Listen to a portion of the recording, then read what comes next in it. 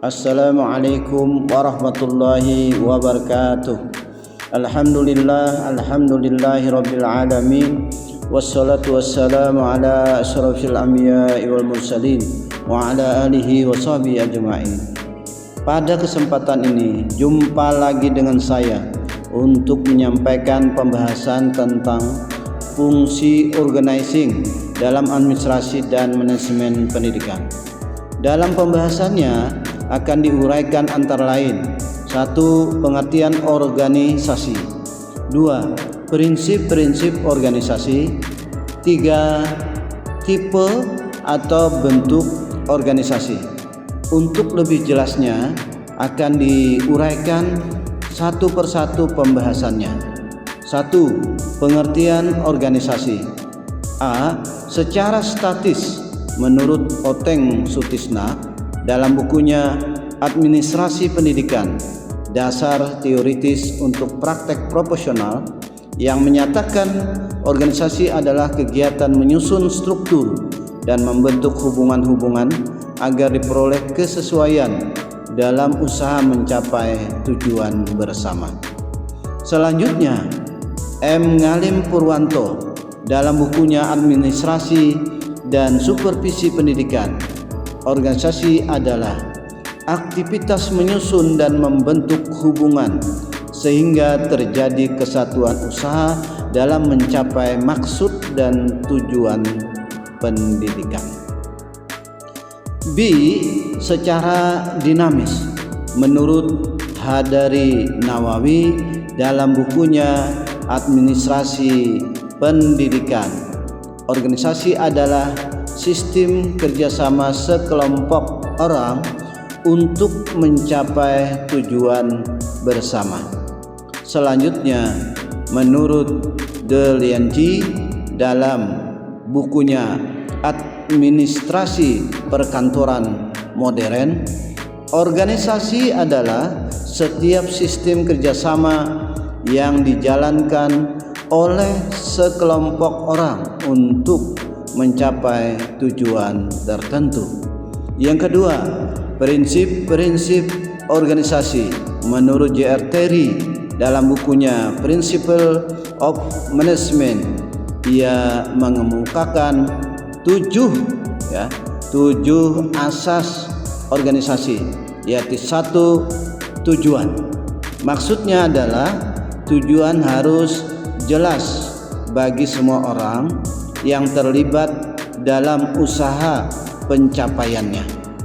Tujuan yang jelas membantu para manajer dalam memperhitungkan tindakan apa yang diambil untuk mengatasi keadaan yang tidak menguntungkan dengan menggunakan pengetahuan manajerial, pengalaman, dan gaya kepemimpinan yang tepat.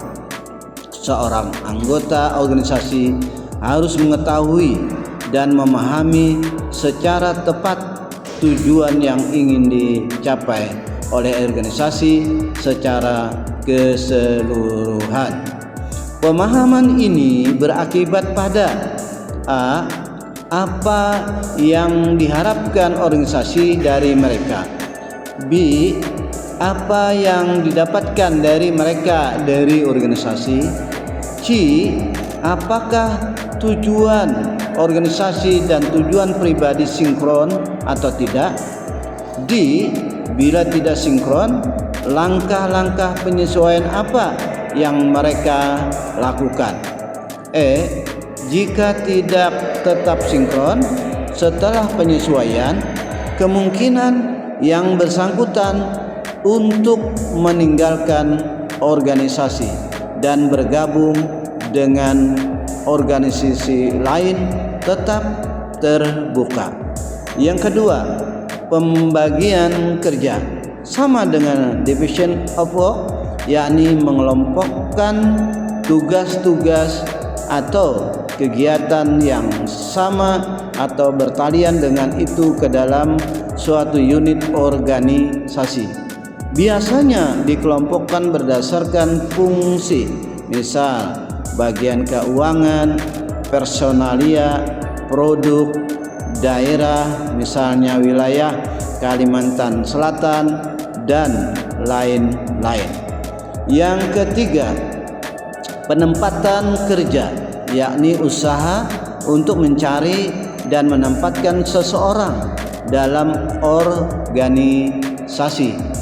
Kemudian dilakukan seleksi, wawancara atau tes, serta menempatkan sesuai dengan kriteria yang berlaku.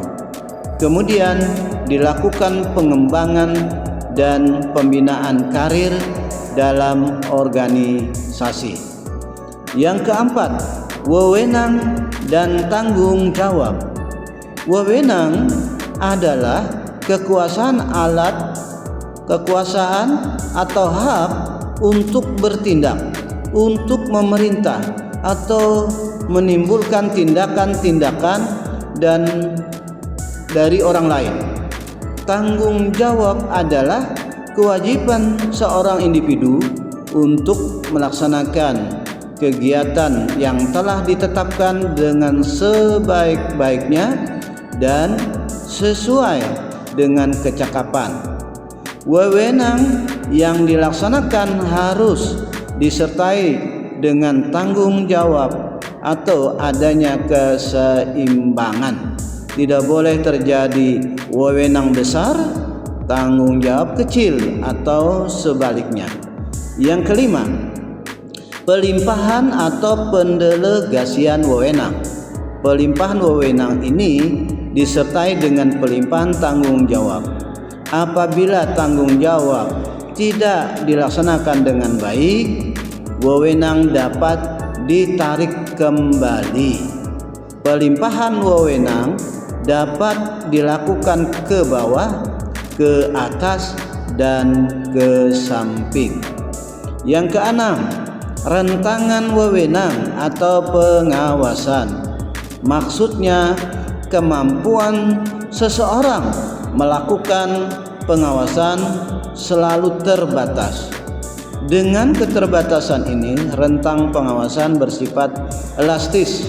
Artinya, jumlah yang diawasi secara efektif berbeda sesuai dengan situasi dan organisasi. Ketujuh atau yang terakhir adalah koordinasi. Yang dimaksud dengan koordinasi di sini adalah penyerempakan kegiatan-kegiatan secara teratur untuk mewujudkan keseluruhan waktu dan arah yang tepat dalam pelaksanaan, sehingga terdapat tindakan yang seragam dan serasi untuk mencapai tujuan yang telah ditetapkan. Yang ketiga, tipe atau bentuk organisasi. Secara umum terdapat 3 macam, yaitu 1. Line organization atau organisasi garis. Ciri-ciri organisasi ini antara lain: A. Organisasi berukuran kecil. B. Jumlah karyawan sedikit. C. Pemilik biasanya manajer tertinggi. D. Hubungan kerja bersifat langsung dan saling kenal. E. Spesialisasi pengetahuan dan keterampilan pelaksana masih rendah. F. Alat yang digunakan sederhana dan jumlahnya sedikit. G. Produksi yang dihasilkan belum beraneka ragam. Yang kedua, line and step organization atau organisasi garis dan staf. Ciri-cirinya adalah 1. Organisasi skala besar. Yang kedua, terlibat berbagai kegiatan yang kompleks. Ketiga, jumlah pekerja relatif banyak dengan pengetahuan dan keterampilan yang beraneka ragam.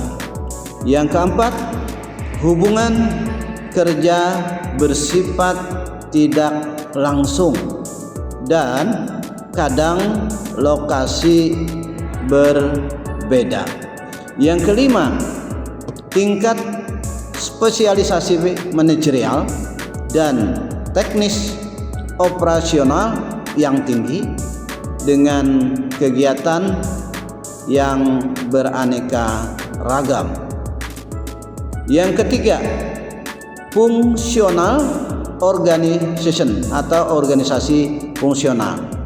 Ciri-cirinya organisasi ini adalah sebagai berikut. 1. Tidak terlalu menggunakan kriteria ukuran besar atau kecilnya organisasi.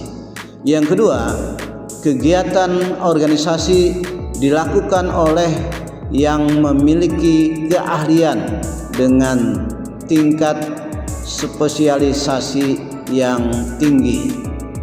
Yang ketiga, jenjang karir tidak terikat pada pangkat dan jabatan struktural. Yang keempat, orientasi ilmiah lebih menonjol karena kebebasan bertindak di kalangan anggota lebih besar. Yang kelima, pengendalian pimpinan tidak terlalu kuat. Demikian pembahasan tentang fungsi organizing dalam administrasi dan manajemen pendidikan disampaikan. Semoga ada manfaatnya. Billahi taufiq wal hidayah. Wassalamualaikum warahmatullahi wabarakatuh.